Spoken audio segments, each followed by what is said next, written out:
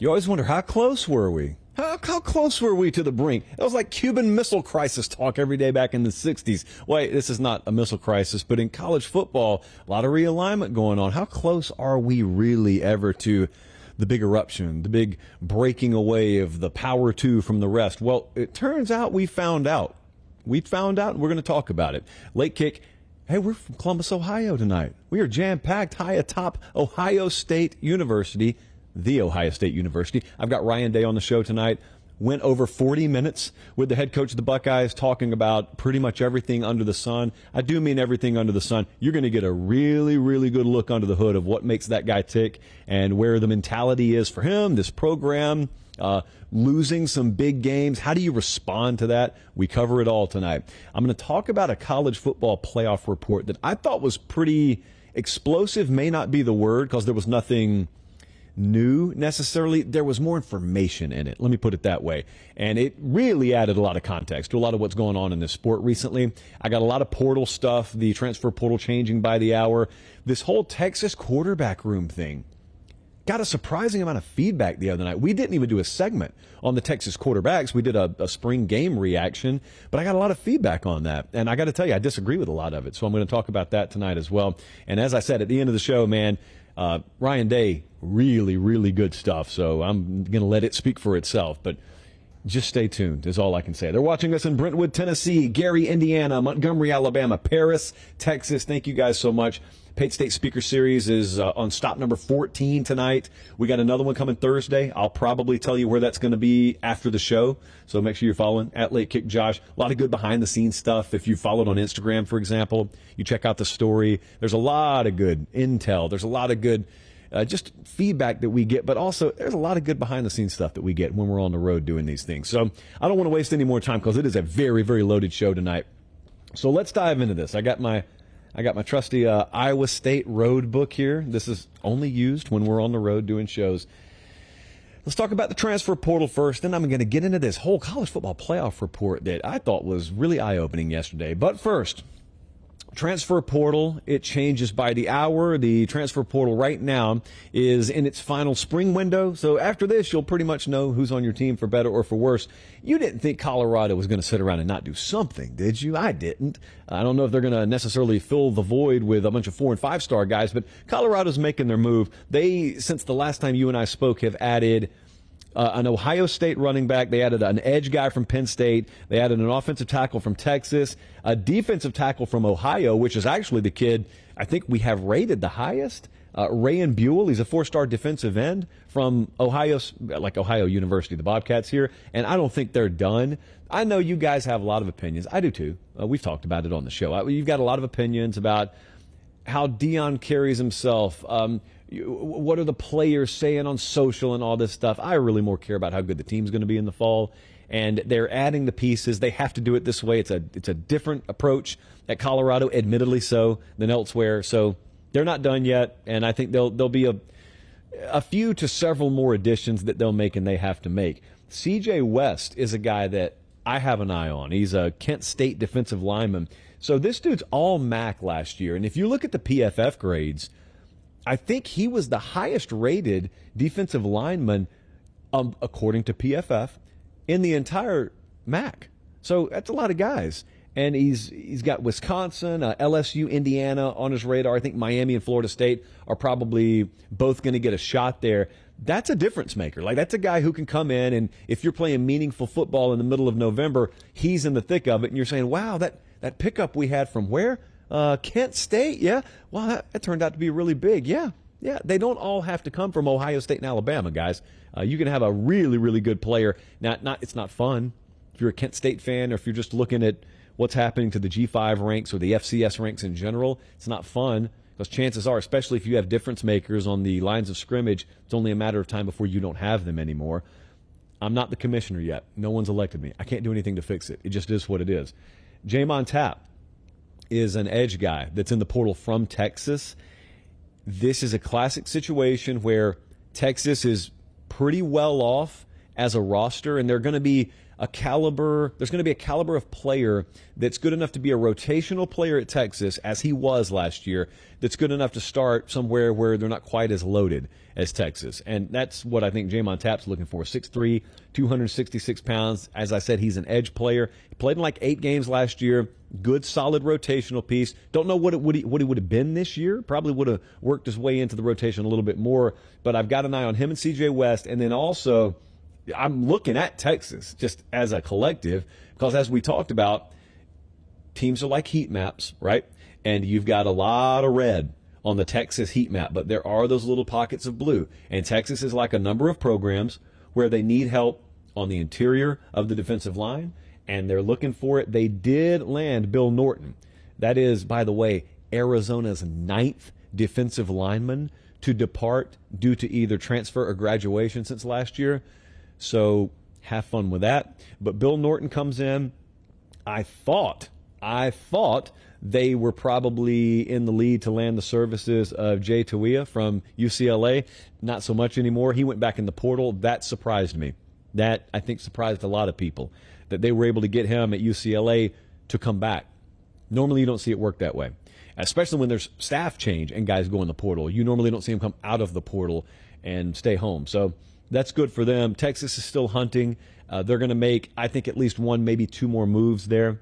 So those are some of the schools I have my eye on. Also, I'm really interested if Michigan can make any meaningful moves at wide receiver. I know they want to. We all know they want to. Can they make any moves? Can they find guys that are worth, exploring? It's a little bit harder to get guys into Michigan than some of these other places. So it's got to be right. It's got to be right. All right, moving along here. Got a lot in the show tonight. Appreciate you guys watching. I know we got a lot of first-time viewers and watchers or viewers and listeners. And I just want to encourage you guys. We do this stuff for free all year round. Just make sure you subscribe to the channel. That's all you have to do. You do that and nothing more. You don't have to fill out a card. You don't have to do anything like that. Just subscribe to the channel. That's how we keep it free. So I'm scrolling yesterday. I'm just looking around, and someone asks me, hey, did you see this Ross Dellinger report? So, Colin, here's a good endpoint if you're watching. Ross Dellinger at Yahoo has done a really good job covering the whole transformational side of college football and realignment here and changing the playoff there. Ross Dellinger, along the way, has picked up a lot of really good sources, and some of them are willing to go on the record, and they did just that yesterday. Over at Yahoo Sports, Dellinger had a really lengthy feature on how we got where we got. And you know what? It was eye-opening, because it's the first time that I have seen Greg Sankey, SEC commissioner, Tony Petitti, Big Ten commissioner, go on the record saying what many, including myself, believed to be the case.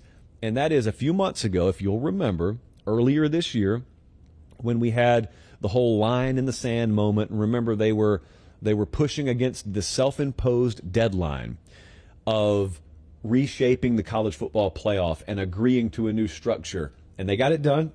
The 11th hour, got it done just in the nick of time. At the time, I remember doing a couple of shows. I remember doing a couple of segments, and some folks called BS on it when I said, this is very real. The threat of the SEC and the Big Ten walking away are very real. I had heard that. I had been told that. Well, yesterday in this feature, you didn't have to worry about hearsay. You didn't have to worry about anonymous sourcing. Dellinger got Sankey and Petitti on the record in paraphrased manner saying, yeah, we were going to walk away. They were never bluffing about that. I think other people in the room realized they were never bluffing about it. And so, look, I know my audience, and I know you guys have a lot of thoughts on whether Greg Sankey's approach is good for the overall state of the game, or Tony Petitti's approach, or a major network's approach. I know you guys have many different feelings on that. You tell me every day. I tell you, I've got feelings on it as well. You know where I stand. I stand on wanting to forward what is for the greater good of college football and college athletics. And my gripe is I don't know that there are a whole lot of other people in the room right now doing that. So more on that in a second. But I do also get the other side. So we haven't had either of those guys on this show. They're welcome, but we haven't had either of those conference commissioners on this show. But I'm sure if we had Greg Sankey on the show, he would present 15 different angles that maybe you've never thought of, maybe I've never thought of, that go into the decisions he makes for the SEC and why they make sense and why he could defend his position. Tony Pate, same way. I don't doubt that. I also don't doubt that the people who complain that this isn't for the greater good of college football have a valid complaint, because I'm among you. I'm with you. I look at the SEC getting bigger, better, stronger, and I say that's wonderful for them, but is it wonderful for the sport overall? And my answer oftentimes is no. And again, everything I'm saying about the SEC, you can copy and paste it for the Big Ten.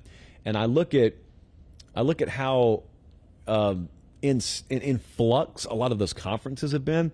Dellinger was really good at pointing out in this feature of his, the Pac-12, which doesn't exist anymore for all intents and purposes, the Big Ten and the ACC, they had this alliance for like 30 seconds, and those commissioners aren't even there anymore. So the people who were making the decisions weren't even permanent, like they were temporary. I mean, remember Kevin Warren at one point was running things in the Big Ten, wanted to cancel a football season, wanted to enter into an alliance, wanted to do all these things, and he's not even there anymore. And yet the decisions that were made at the time, back in 2022, were huge inflection points. So in 2022, if you don't know, I encourage you again to go read this thing. I'm at the hotel. It's the JW Marriott. It's downtown Indianapolis. It's the morning of the national championship game, Georgia versus Alabama. That's what you were focused on. That's what all of us should have been focused on. Nope. There was this big meeting down in the lobby. I remember walking by the room, and I remember watching the horde of reporters standing out there trying to get anything they could from guys walking in and anything they could from guys walking out. And I'm like, hey, man, it's the national championship today. I'm not worried about that stuff. A lot of people were, though. That's fine. It led to reporting like this, so that's good. But that afternoon, that morning actually, they tried to come to a consensus on what the future of the playoff was going to look like. The ACC had some sticking points. The Pac-12 had some sticking points. The Big Ten had some sticking points. And it got contentious, and some folks got really angry, and they walked away that morning having not arrived at an agreement.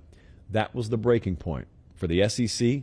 Especially, that was the breaking point, and you can tell from that point on, Greg Sankey and the SEC kind of had an attitude of, screw it, we're going to look out for our best interest, and whatever happens to the rest of you, if you die, you die. That was basically the attitude moving forward. My point is, I get having that stance as well. So there are a lot of different stances people have here, a lot of different attitudes. I understand all of it. Here's what I circle back around to, because that can be confusing, or it could make you sound like a fence rider. Or it makes you sound like you're not taking a stand. Here's the stand I take. Same one as I've always taken. Who's looking out for the best interest of college football? Because in the NFL, Jerry Jones looks out for the best interest of Dallas Cowboys. Like Robert Kraft is looking out for the New England Patriots. But there is a centralized authority and governance structure where at the end of the day, they have to act in the overall best interest of the National Football League. Checks, balances, etc. Structure, rules, etc. We don't have that. The letters NFL mean something. The letters CFB do not. CFB is a day of the week. It's Saturday afternoon. It's an idea. It's a fun thing. It's a sport. But it's not a brick and mortar office. You can't go knock on the door. It doesn't mean anything. It's not an entity. And therefore, we're left to have basically a bunch of little fiefdoms. We had Joe Tessitore on the show one time, and he said, the closest comp that I have is boxing. Because boxing, and he covers boxing a lot, and he pointed out, accurately so, in boxing, everyone's looking out for themselves. There's no centralized governance structure. There are all these different title belts. You got guys holding 13 belts at one time. No one really knows who is running things, because no one is. No one knows who's running things in college football, college athletics, because no one is. And so in the interim, we got survival of the fittest. We've got kind of the laws of the jungle prevailing. That's the shame of it all. The shame of it all is, I don't care if you can defend your position. I don't have to like it. And I don't care if you can defend your position. If it's not in the greater interest of the betterment of college football, ultimately it will fail. Because the SEC, or the Big Ten, is really nothing more than part of what is the greatest sport on the face of the earth to a lot of us, and that's college football. And sure, you'd exist. Sure, you could have walked away. I don't know where you were going. Like, I don't know what the SEC Big Ten world would have looked like, and they didn't either. I'm sure they have some ideas they've sketched on napkins and whatnot, but even they admitted we didn't really know what that was going to look like. We were willing to test the waters, though. You could do that, and your product would be fine. I'd watch it. I have no other choice. I'd watch it. But all you'd do is you'd watch it, and then you'd sit around and you'd tell 13-year-old kids about what the good old days were like. It's the classic Andy scene in The Office. Wish there was a way to realize you're in the good old days before you've left them.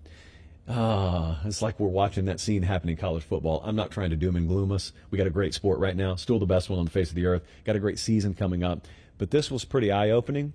And it also, I should cap this by saying, it's evolutionary. We're in the state of flux right now. This is not past tense. So there's still time for a lot of good to happen as well. There's still time for a lot of smart people, like Mac Brown mentioned about a month ago with us. There's still time for a lot of smart people to elbow their way back in the room, to get their hands on the wheel, and to steer us in the proper direction. And I got every finger I have crossed for that right now. Academy Sports and Outdoors makes a lot of things possible. You don't have to look like a lobster with a sunburn because their canopy tents make it possible for you to enjoy the outdoors in shade and comfort in the summer. The chairs they sell, they allow you comfort times 2. The coolers keep those drinks nice and cool. They got a lot of things that you need and many more things you just want at Academy Sports and Outdoors. Spring sports are upon us. It's your one-stop shop for everything. Grilling equipment, fishing equipment, biking equipment, one-stop shop for everything. Academy Sports and Outdoors is our longtime partner, have been, are, will continue to be. We appreciate them. They are part of what makes the show free, and we never have to talk about a paywall. I never have to ask you to go pay $5.99 and subscribe here and then enter your password. We don't have to do any of that because of partners like Academy. So to help us out, all we ask is subscribe to our channel for free, but check them out. And if you can't get there in person, if you don't have one in your town, wait a little while. We'll probably come to you. But in the meantime, academy.com, that's where you can go. That's it, and that's all. I did want to touch on this whole Texas quarterback thing for a second before we get Ryan Day in here. So the Texas quarterbacks were on display during the spring game the other day, and Texas got after it in the spring game, and I applaud them. Okay, they had a legitimate spring game, and it was very entertaining. And while we didn't learn everything we need to learn, you could learn a fair amount from watching the Texas spring game. Well, a lot of you watched Arch Manning go off, threw for 355 and like 3 touchdowns, and then you had some opinions. And that's cool. I've got them. Everyone's got them. I talked about the Texas spring game in totality on the Sunday show, just like I did several other teams. And I thought that was it. I thought we were done. Then I pick up the iJosh, and I see that I have dozens and dozens of you with feedback. And I welcome it, and I always appreciate it, but a lot of you had things to say that I just disagreed with. So I wrote down like 4 of them that were most common. One of them is accurate, I just don't care. So a lot of people watched Arch Manning go off, and Quinn Ewers is still listed as the starter there. And you said, oh, poor Quinn Ewers, this is going to put so much pressure on him. Look, I know a lot of Quinns in my life with a lot of pressure on them, Quinn Ewers being one of them. It doesn't matter. You're the quarterback at the University of Texas. You've got your own private jet deal. You don't think there was already going to be pressure on Quinn Ewers? And secondly, he's not saying this, okay? So I'm not saying this to him. I'm saying this to people who say it about him. If he doesn't like it, he can leave. He's not going to leave because he doesn't care. But I'm talking to people who think that this is like some deal breaker, or this is some insurmountable yoke that he has to have thrust upon his shoulders. He is the starting quarterback at Texas, man. That is a pressure spot. That's a heat position. You never play at Texas assuming there won't be other good players in your room. You should never play at a place like that, or Bama, or Georgia, or Ohio State, or USC. It should always be competitive. If it's not, you're not at the right place. I don't care if you're the best in the country. You ought to have guys pushing you every day, which leads me to my second point. It could divide the team. Some of you said, this could divide the team. You let Arch play that well in a spring game setting, and guys see it. Some guys in the locker room may think he's the best. Other guys may think Quinn Ewers is the best. Josh, what happens? What happens in week 1 if Texas offensively goes 3 and out a couple of times? Then they play defense and then get back on the field and score and go win. That's what they do. This only divides a locker room that's already fractured. We've talked about this before on this program. I am not a believer in this. I am a believer that quarterback battles and what you want to call a controversy maybe, oh, they can fracture a locker room. They can fracture a locker room that's easily fracturable. That's why coaches talk about culture 366 days out of the year. That's why you got these graphics all over these walls and all these buildings we go to. It's not just decorative. It's not just aesthetically pleasing. They try and build their programs on that because you can't afford that. You can't afford to be scared to have high-level, day-in, day-out competition as the culture in your building, because it may divide some people. Some guys may think one guy's better than the other one. They all want to win, last I checked.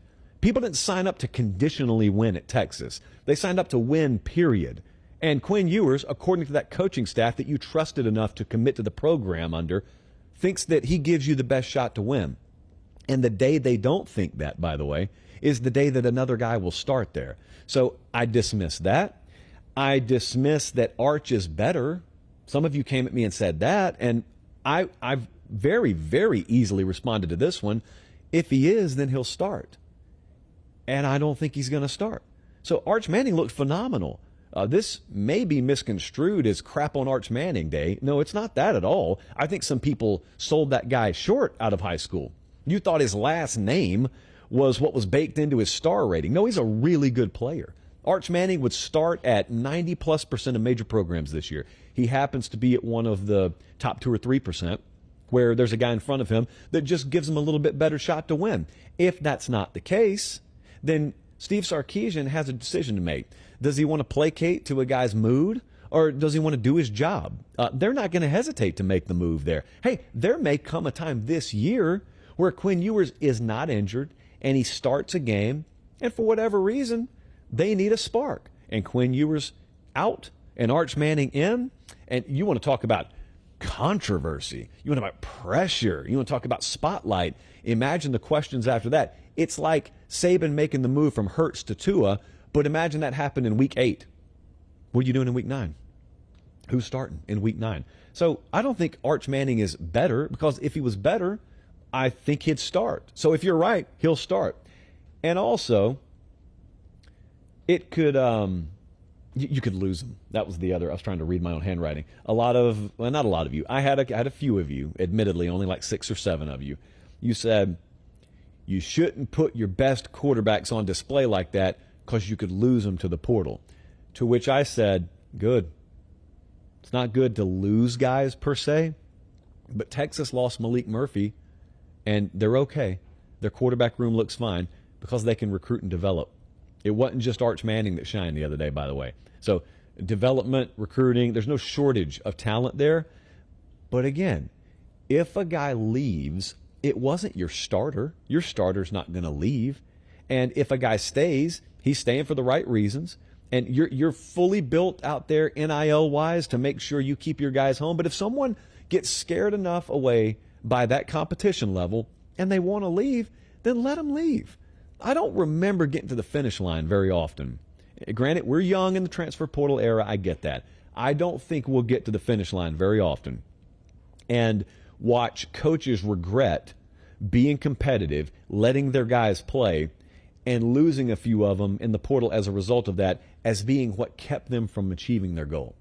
I doubt that, and if it happens one time, 5 times will be the exception, wherein, well, actually the one time will be the exception. 5 times will be the rule, wherein that kind of culture fostered a championship-winning team. That's how I think that'll go. So the whole Texas quarterback situation, going to be a lot of fun to talk about, going to be a lot of fun to watch. I just happened to disagree with a lot of people's takes on that the other day, and I wanted to touch on that for a little while. The Texas odds are out, you know. The over-under, the odds to make or miss the playoff at FanDuel. Our partners over at FanDuel have, and you know how rarely I use this word, a plethora of preseason options, and the prop market's going to be great. And they've got lines of the year on games already. So there's a lot to peruse over there. You can go do it just for fun. You can go lay down a hundy on it if you want to. Anything in between. We welcome it. I just encourage you, if you're going to do it, go to FanDuel. It's the best out there. It's the most options. Shop around if you want to. You'll see. I wouldn't say it if it weren't true. You'll see what I'm saying is true. And they're going to be incorporated in this sort of talk a lot more as the season draws closer. Okay, we're going to get Ryan Day in here. So as is customary when we go on the road, I let this be what takes us out. So the next 40 minutes of this show will just be our sit down earlier today with Ryan Day. And I want to tell you beforehand, that'll be the end of the show. So thank you guys so much. Again, make sure if you like the content we deliver, make sure you subscribe to the channel. It is the most consumed college football show in digital media in the entire world now because of you guys. I don't want anything to change about that. So let's make sure we keep the ball rolling. I will shortly after tonight's show on socials announce where we're going to be Thursday. So at Late Kick Josh, make sure you're following there. We had a great sit down with Ryan Day today. I'm not going to waste any time. Here is Buckeyes head coach Ryan Day. So we're post-spring here, and everyone's really big-eyed and fascinated about these transfer portal guys you brought in. And it seems like an eternity ago already that the headline was all the guys Ohio State has coming back, right, which is your team. Those are the guys who have been here, and then you're adding guys via the portal. How important was it to get those guys back, though? Yeah, that to me was the foundation of all of this. So after every season, you got to kind of, take a hard look at everything across the board. And, we're chasing that 1%.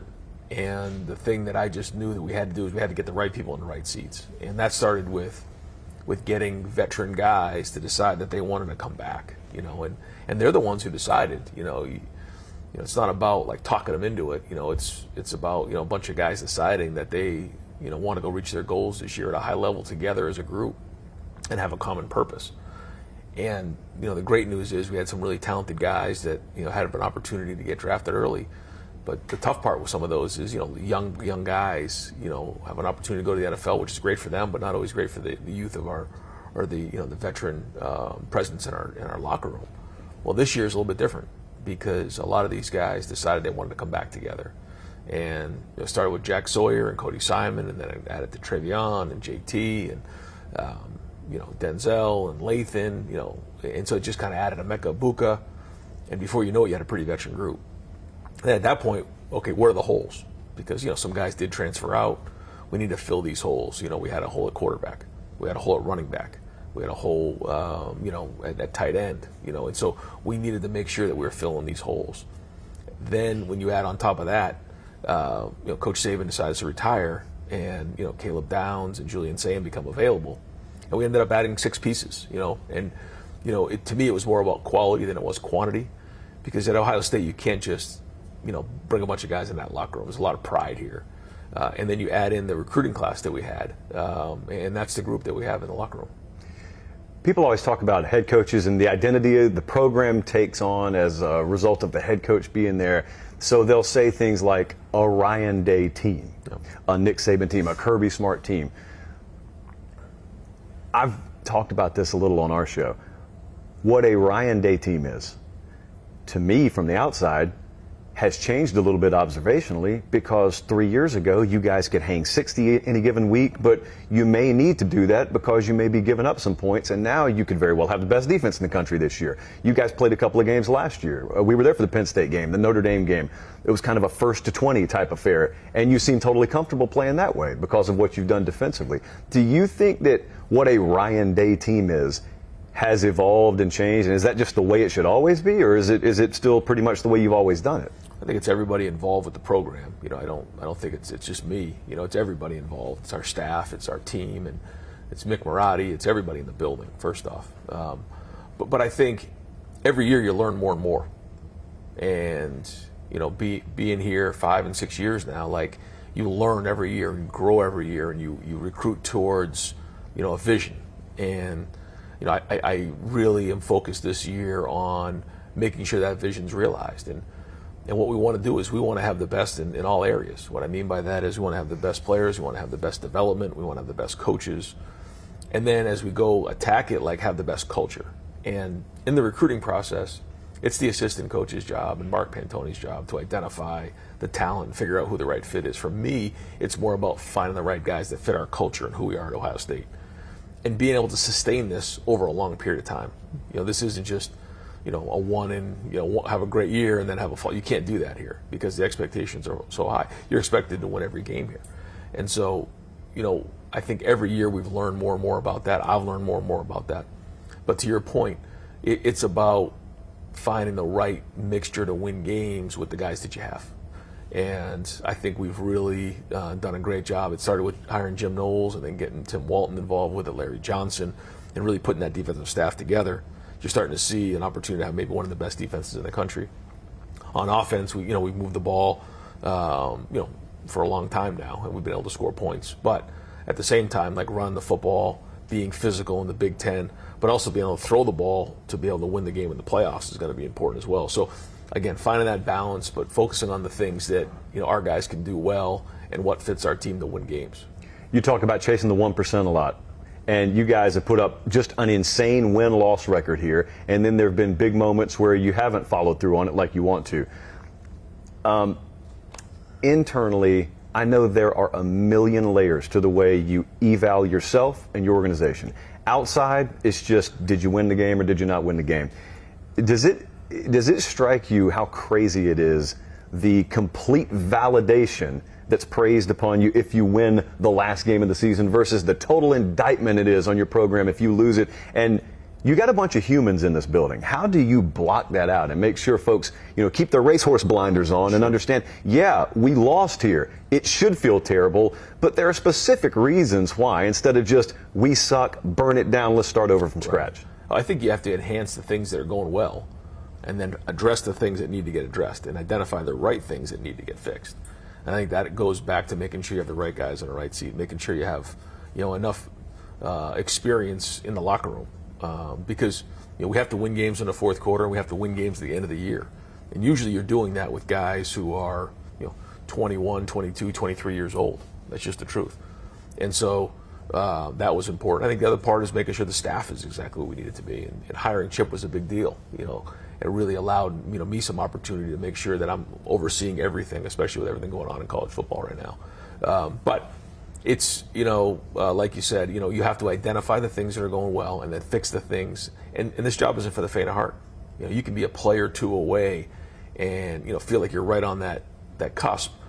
But you got to make hard decisions. You got to make hard calls because that's what needs to be done to make sure that, our team is in the right situation to win all these games. There's also a thinking, or there's a train of thought out there sometimes in like preview magazine culture that if you came really close the year before, people speak as if that's where you're starting the next year, right, and you just got to take that one final step. In reality, it's like you try and climb Everest and you get 500 feet from the summit, don't make it. You got to start over from base camp the next year. So I walk around this building like I certainly don't sense any entitlement or anything like that whatsoever. But how hard is it to make sure guys understand last year's team was last year's team? Right. This year's team, you guys could go 8-4. Forget about starting as an 11-win team. And that's it. And so it's really like a pyramid. That's the way I look at it. The foundation is built, and you keep building on it. You're building it all the way to the end. And if you don't finish it off, you don't just start back up there again. You got to start by laying that foundation again. And it starts with your personnel. It starts with your culture, and then it goes into the fundamentals in the spring. It builds into the summer, and then in preseason, and you go from there. But to your point, like the easy thing to do is, well, let me just fast forward and get all the way to the end of the next season. It doesn't work that way. You have to build. And I think now more than ever, the teams that build that foundation the right way with fundamentals, with techniques, find their identity and get really good at it, are going to be the ones that are going to be best at the end of the season. The reason I say that is, in the past when you got into the playoff system, you had about a month to prepare for that bowl game. And I always felt like, if you gave me a month, I could really go to work. I could really focus on, give me a couple weeks to really dive into this schematically. We can practice the heck out of it. I remember going into the Georgia game a couple years ago. We had like 1,400 snaps going into that game in the bowl practice. Yeah. And now that's not going to be the case. It's more like the NFL playoffs. You get the wild card week. But those games are going to keep coming fast. And so you have to make sure you're building the foundation the right way and building momentum with your team, because at the end, the team that has the best fundamentals, the best techniques, knows who they are, is going to win and sustain in the playoffs. I've heard you talk a lot this spring about how you've got to prepare potentially to play like 17 games now, yep, as opposed to whatever the old model was any given generation. Okay, so I look at that, hey, that just may mean I work a couple of more weeks in December. You look at that, and you got to formulate an entire strength and conditioning nutrition program. You got to deviate practice reps, and you got to decide how to have guys fresh at the most important time of the year. yet you also, I mean, I've got a schedule on the wall behind me of games in October and games in September. So how do you make sure on one hand you're building, but also realize it's not Major League Baseball? You still can't afford to lose more than one of these games. No, you can't. And you have to build towards it, but at the same time, you have to forecast what's coming, because we haven't been through something like this before in college football. In the NFL, somebody gets hurt, you can sign somebody off of waivers and bring them in. It doesn't work that way. We only get 85 scholarship guys. So building your depth is going to be critically important. Staying healthy is going to be critically important.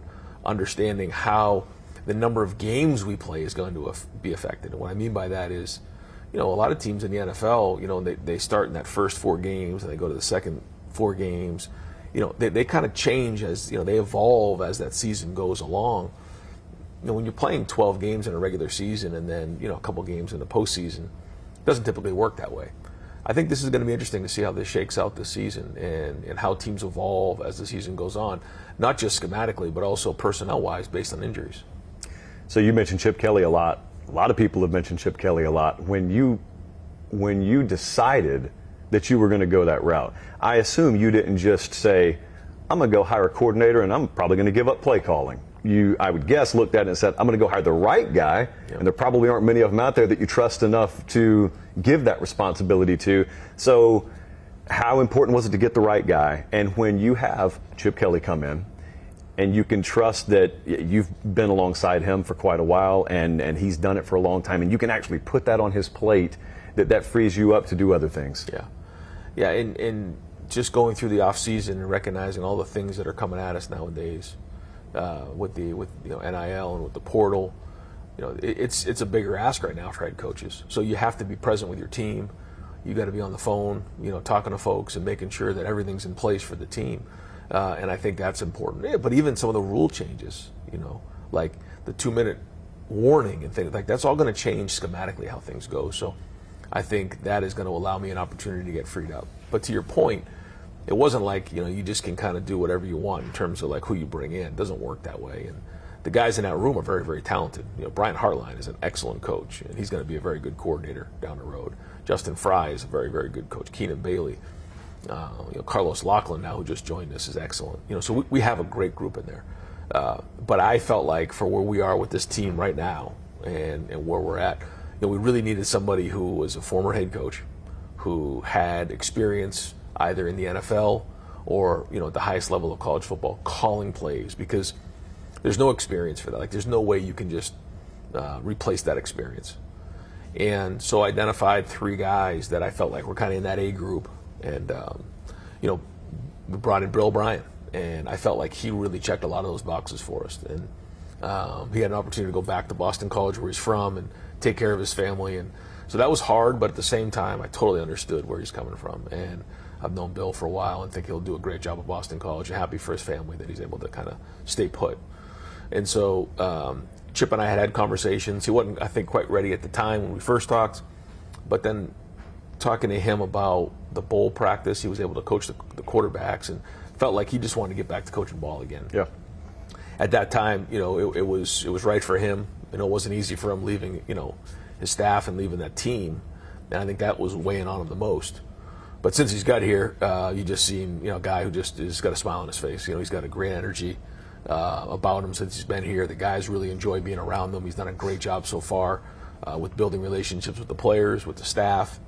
It's going to be exciting to see how it works out. But I'll still be involved and still kind of, help with the league and, how we do things, our personnel, things that, we've done over the past few years. So going to stay involved with it that way.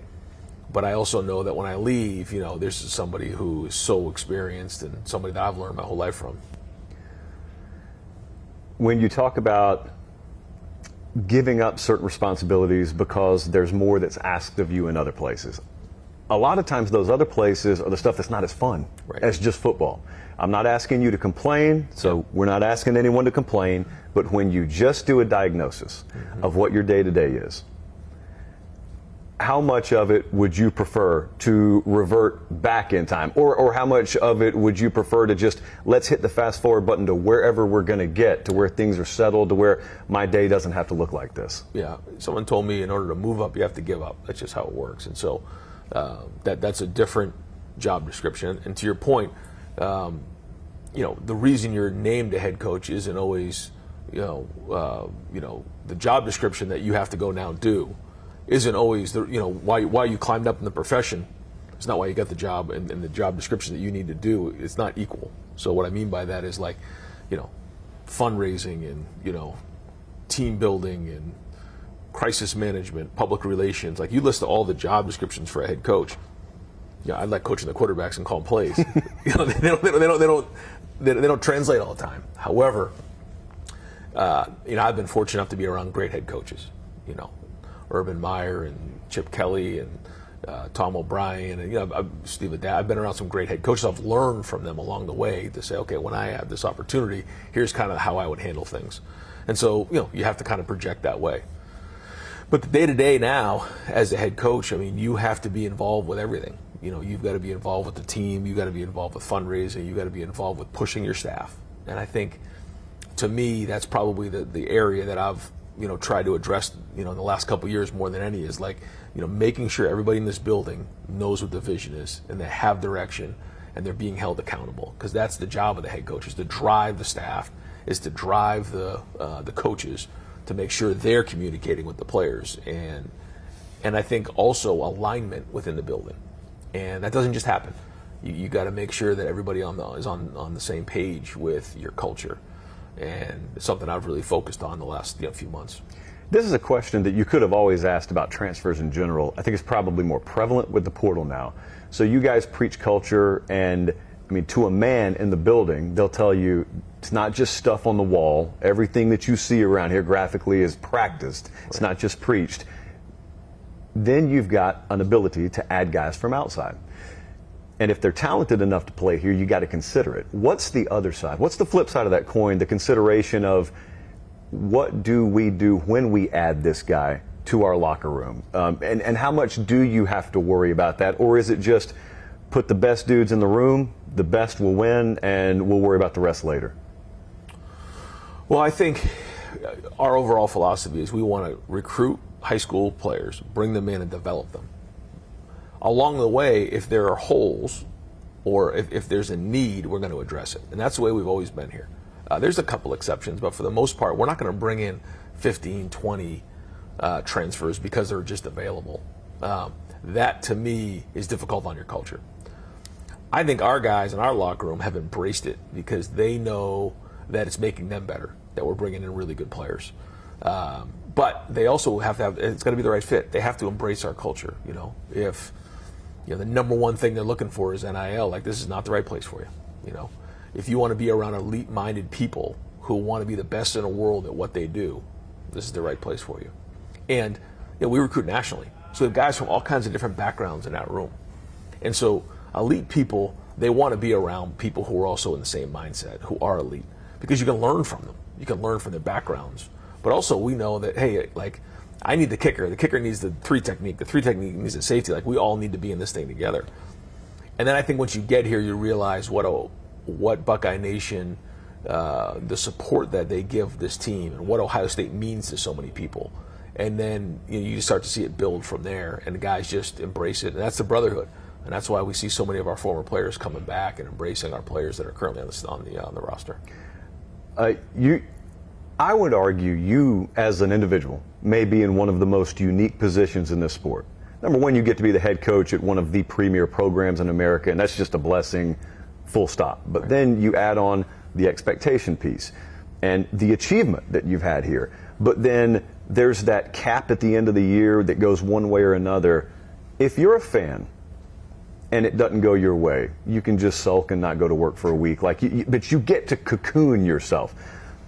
You are not void of human emotion either, but the difference is you got to be accountable to an entire organization and be the face and leader of an entire organization, and you don't get a week. Right. You got to walk in the locker room. You got to walk to a press conference. You got to be that. Yeah. I would imagine that's like shaking up a Coke, but then you don't twist the top. And all that pressure is built up, but you still got to look the same. You still got to act the same. And you got to be a leader for folks. How difficult is that? Yeah, it's you know the answer. It's a challenge.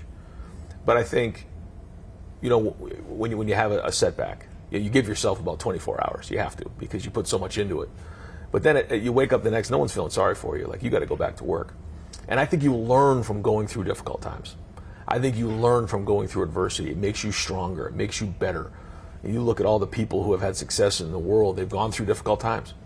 Whether it's coaches, players, people in the business world, politicians, just throughout, U.S. history. It doesn't just happen. You go through difficult times and you learn and you grow.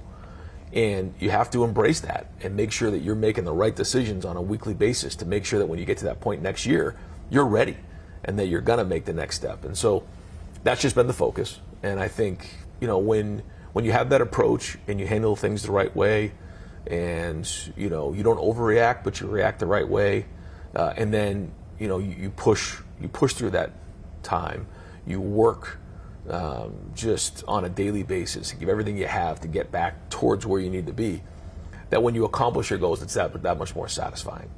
And I learned this from C.J. Stroud. He said, pressure is a privilege. And man, he's so right about that. Because when you have pressure on you, it means you're relevant. It means you're living. And that's the only way to live is that way. And I love that part of it. And I work every day to try to get back to the point where we were the last year or two, where we have an opportunity to now take that next step. And that's what all this has been about this offseason. It continues to be right now. I think that flies in the face of what outside opinion would be. Paycheck notwithstanding, if they look at your job, the normal person, the 98%, would probably look and say, oh, that pressure's got to get to you. That pressure's got to be terrible. And to them, it probably would be. You do have a certain percentage, albeit very small, sure, that is wired differently, and they embrace it and actually look at it and say, no, it's actually a good thing, because there are a lot of people out there with no pressure on it. Probably means they're not making a difference. Probably means they're not doing something worthwhile. I would imagine that's the exact same way that you have to go into a living room and recruit. When you talk about finding guys that are right culture fits, you got to kind of want to find guys that look at a crowded position room and view that as a positive, because it's going to bring out the best in them. I know I sound like I'm in a living room myself right now, but like there is a 2% mentality that you can build a winner with. That's it. And Ohio State's not for everybody. It's not for the faint of heart. I mean, you have to want it, and you're going to be at the highest level. I mean, our fan base is over 12 million. I mean, the amount, we're the most watched team on TV year in and year out. And so you're going to get a lot of support, but you're also going to get some criticism, and that's part of this thing. But you have to want to be that way. You have to think differently. You have to be that alpha. And I think about where Marvin Harrison came in the wide receiver room. I think there was like 4 or 5 stars in that room. He didn't care. Ends up being the Blitnikoff Award winner, and first-round draft pick. And there's, that mindset.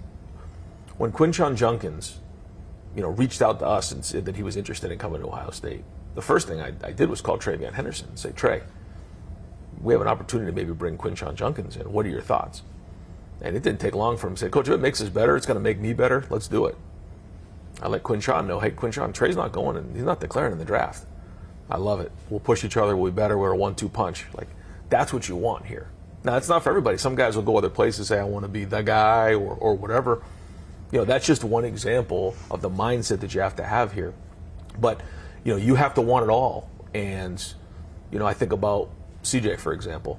There was some time CJ went through some tough times here. He learned from that. He grew from that. And now I think that's a big part of why you're seeing him have so much success in the NFL right now, was because of the adversity that he hit. And that's a big part of life.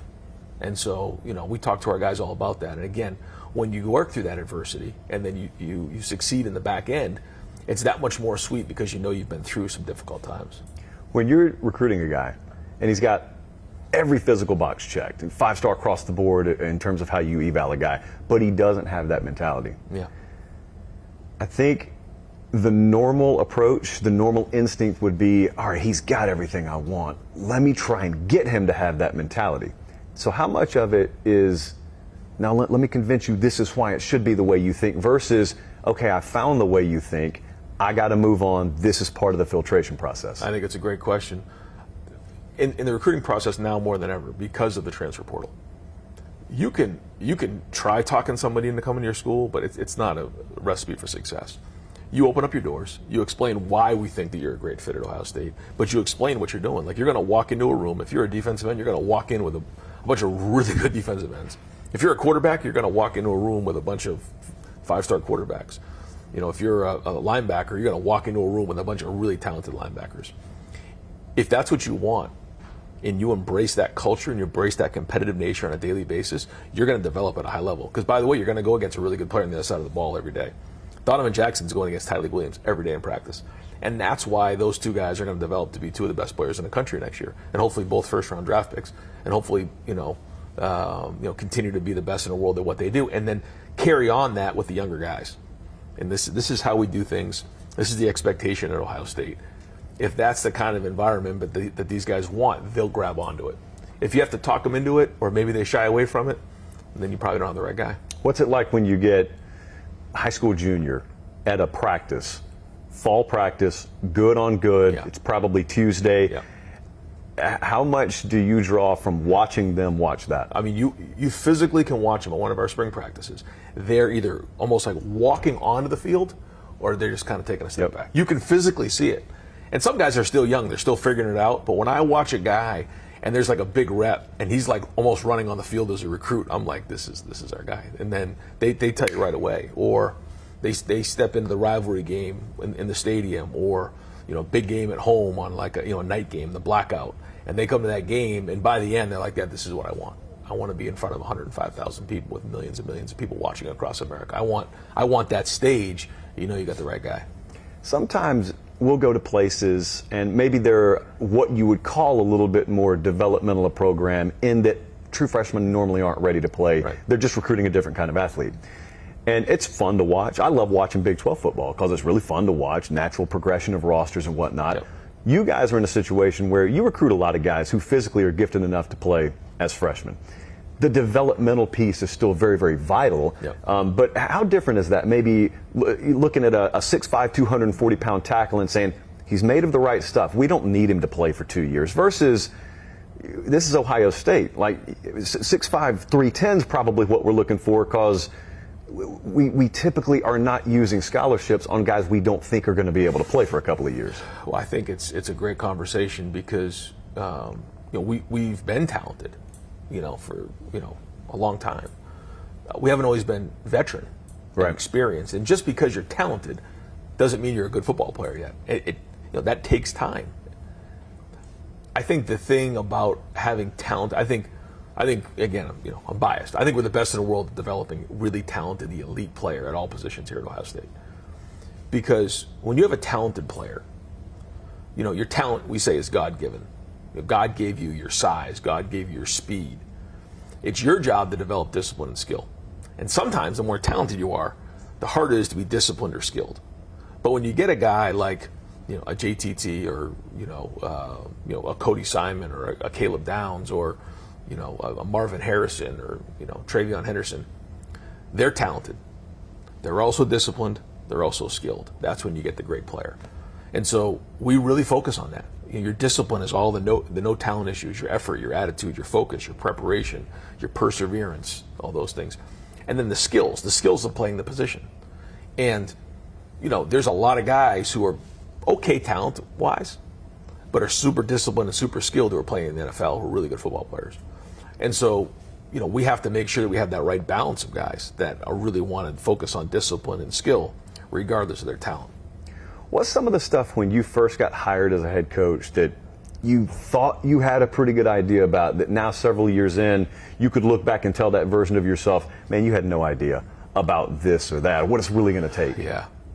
You, as much as you prepare, you don't really get a feel for how important your coaches are. I mean, they're the ones that are with the guys on a constant basis. They're the ones talking to the players on a constant basis, building relationships, making these decisions every day about recruiting, about relationships with players, about motivation, about schematics, all these little decisions constantly, and they just build and build and build and build. And that really defines your team. And so it's your job as the head coach to make sure that you're on that. You have a feel for all those many decisions that are being made, and making sure that it's aligned with the culture and that the guys are doing a great job. And so I've been really much more thoughtful and deliberate about hiring guys to make sure that we have the right fit at Ohio State. Because to me, you may not notice that here at Ohio State until a matchup game, but you quickly learn how important those decisions are.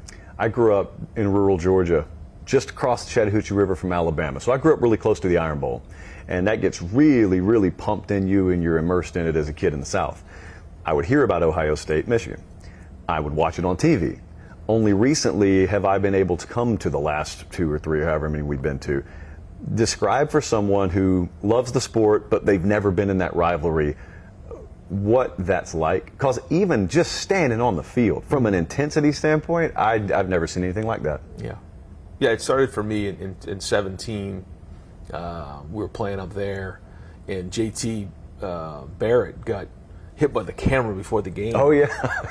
And it was like, you don't quite understand. You'll watch it on TV, but you don't quite understand it. Before you know it, Dwayne Haskins is in the game. We're battling our tail off and end up winning the game. He ends up stepping up in a big way and showing some great toughness. Defense played really good that game. And then, the next year, we had a great day out here, had 62, and that was a big day. And you just, and then we played up there the next year in 19. That was a heck of a game. You could just feel the impact that Fields had. I mean, it's about toughness. That game is about physicality, and like he got his knee taken out, put a knee brace back in. 2 plays later, throws a touchdown pass in the back of the end zone to Garrett Wilson. And J.K. Dobbins played tough that game. We got a couple 4th down stops. It's about the physicality and the toughness of that game. And we've let a couple of those games get away from us there in a couple of years, and for different reasons. And I just think that when you're in that game, you just realize how much is riding on that game. And so there's this fine line of putting your whole world into it, but also you just got to let it go. You got to go attack in that game. You can't sit back and start to think about everything that comes with the game, because it is there's a lot that rides with that game, and certainly we all know that here, and we embrace it. We live it every day of our lives here. But I think for us, it's about attacking.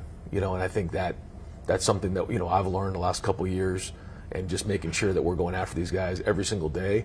But when it comes time to play the game, it's going to be that way, because it is intense, and it's going to come down in the 4th quarter, and the team who's stronger in the end is going to win. What's amazing to me is we could come up here in spring. I could watch 7-on-7 work. I could watch quarterbacks throw to wide receivers. I could go to summer workouts, and it's 92 degrees outside, and you're watching guys in shorts, no shirts, and everything looks great. But that's leading to several months from now, a 34-degree day with light to moderate snow maybe falling, and it's like the conditions that you're preparing for that in are so different than the conditions that it's going to be played in down the road. I remember the first time we came to that game a few years ago, it was up there, and I'm standing on the field before the game thinking, I can't believe that's how this leads up. Like that's the summer workout leads to this right here. I was freezing. I'm looking at a quarterback thinking, that guy's got to play with precision today. Right. That guy's got to make good decisions in this environment today. When do you know, by the way, that you've got the team that is going to be able to do that? Because like you said, it comes down to a few bounces here and there. Yep. And you could never know those bounces are coming 4 months prior. When do you start to feel like this team right here has the right mentality? I trust this team. They can go get it done. Yeah, I think, I think you always go into a game feeling that way. If you don't, you got the wrong team.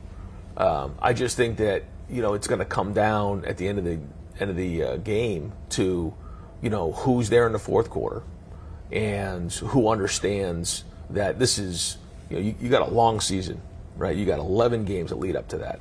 And those games are all important. But ultimately, are you playing your best football right then and there? Are you playing your best football in the second half of that game? And you don't quite know until you get there. You try to prepare them the best you possibly can and put together a good plan. But we want to make sure that we're letting the guys be successful, and we're letting them make an impact on the game. Sometimes I think as coaches, we can put too much scheme into the game, or we can try to get too cute about it, overthink it.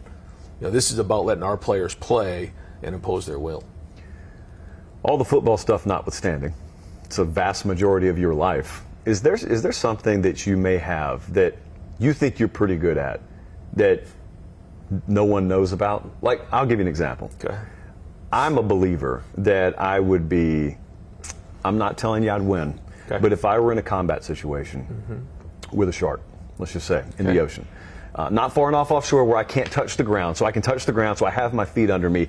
I think I could do okay, because I think it's an eye gouge. Like that, it's an eye gouge situation. What is a situation, a setting that you think you could be in? A talent that you have that they don't know about, but they need to know about it. Oh, jeez, I don't know. You got me with this one. I don't know. I mean, that's a one-off right there, fighting a shark. Hopefully a none-off. Hopefully a none-off. I just think I'd be good. Yeah, what I've been doing recently is just like reading a lot of books, and like that's when I get my free time. Like I wish I could think about things like that, but I don't.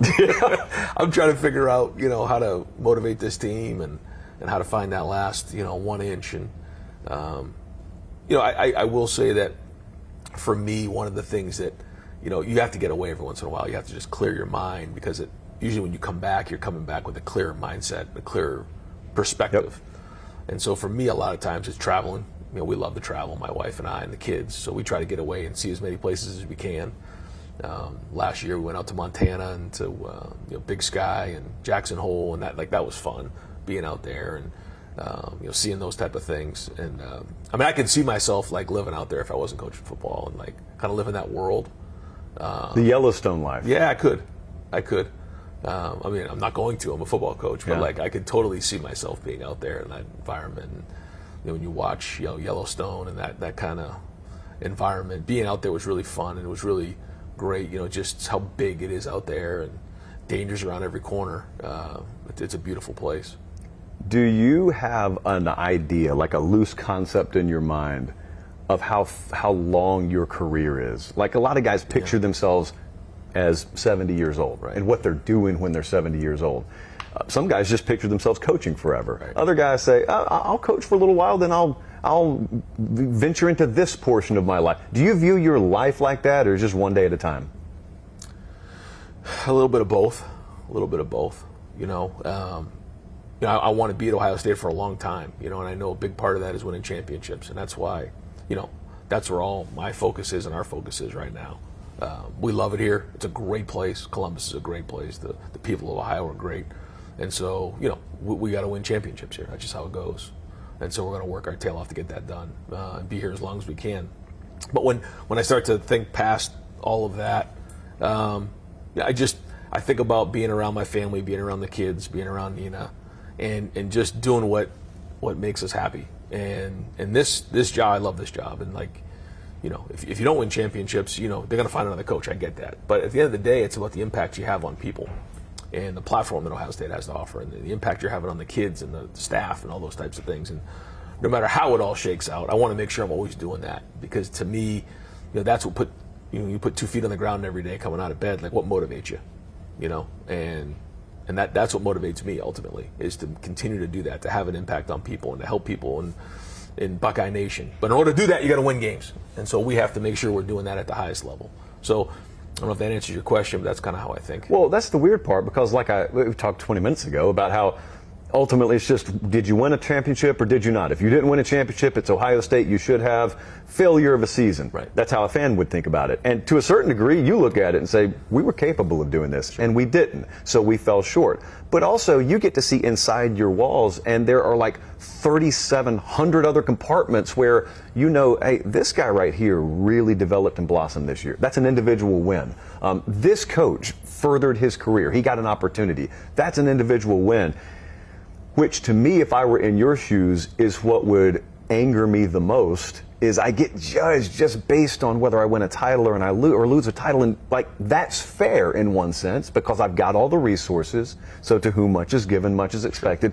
But there are other areas that indicate giant green check mark. This was a success. This was a success.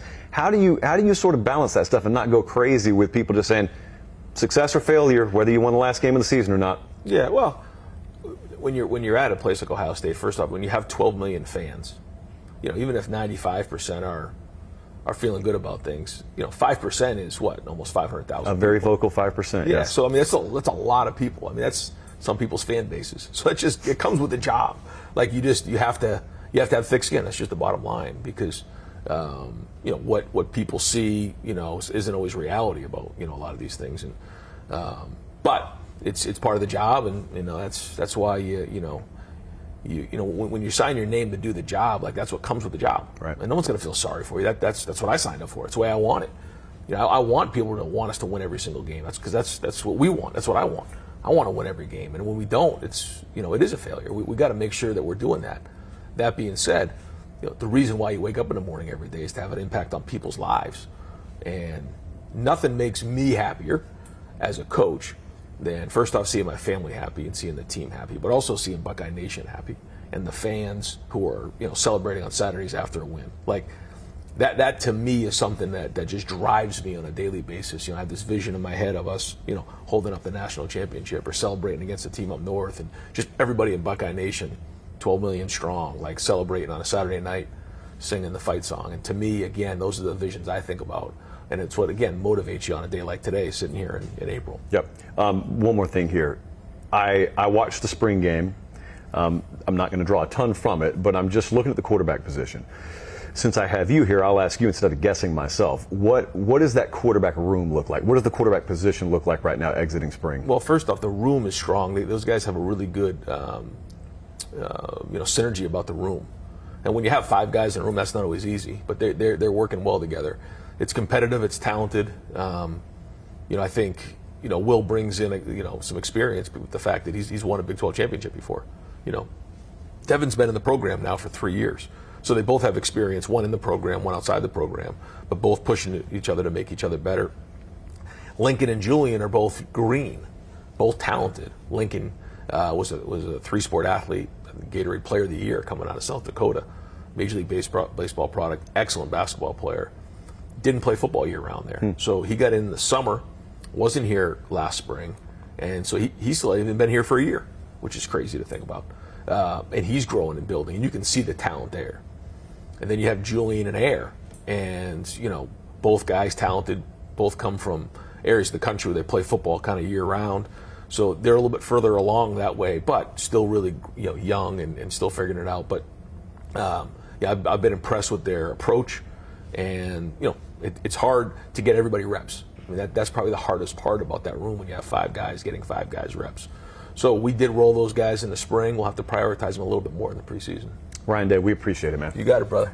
Take care.